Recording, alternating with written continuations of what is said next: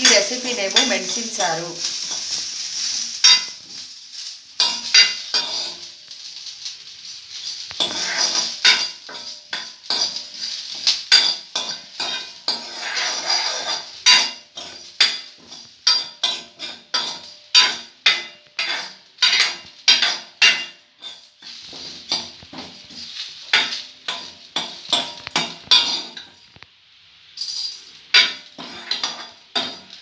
ಬಾಂಡ್ಲಿಗೆ ಹಾಕಿರೋಂಥ item ingredients pepper ball,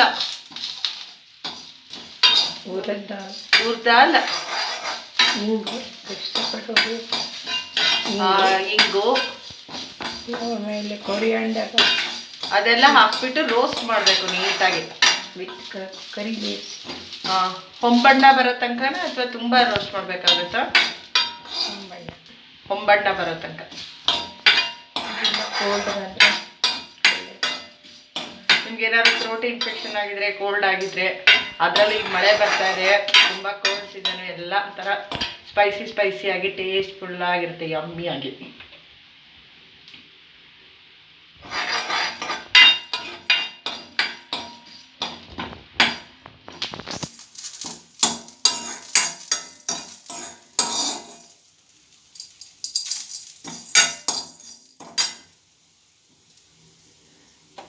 ಇವಾಗ ಅದಕ್ಕೆ ಕೊಬ್ಬರಿ ಪೌಡರ್ ಹಾಕಬೇಕು, ಇಲ್ಲ ಕಾಯಿ ಕೊಬ್ಬರಿ.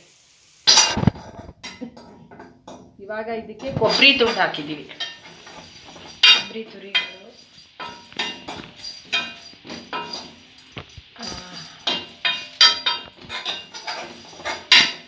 ಇದನ್ನೆಲ್ಲ ಗ್ರೈಂಡ್ ಮಾಡಬೇಕು. ಕೊಬ್ಬರಿ ಸ್ವಲ್ಪ ಕೋಕೋನಟ್ಟು ಹಾಕ್ಬೋದು. ಗ್ರೈಂಡ್ ಮಾಡಿ ಅದಕ್ಕೆ ಕಾಯಕ್ಕಿಟ್ಟು ಅದಕ್ಕೆ ಮಿಕ್ಸ್ ಮಾಡಿಬಿಟ್ಟು ಕುದಿಸಿ, ಹುಷಾರಿಲ್ಲ ಅಂದರೆ ಕುಡಿಯೋ ಸಾರು ಅನ್ನಕ್ಕೆ ಯೂಸ್ ಮಾಡ್ಬೋದು, ಒಳ್ಳೆಯದು. ಮೆಣಸಿನ ಸಾರು ತುಂಬ ಆರೋಗ್ಯಕ್ಕೂ ಒಳ್ಳೆಯದು. ಮೆಣಸು ಜೀರಿಗೆ ಹಾಕಿದ್ರೆ ಬೇಡ, ಜೀರಿಗೆ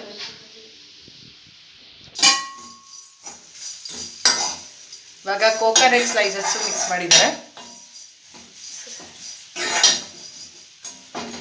ಎಲ್ಲ ಇವಾಗ ಗ್ರೈಂಡ್ ಮಾಡಿ ಹಾಟ್ ಬಿಸಿನೀರು ಕಾಯಕ್ಕಿಟ್ಟು ಅದಕ್ಕೆ ಮಿಕ್ಸ್ ಮಾಡಿ ಉಪ್ಪು ಹಾಕಬೇಕು.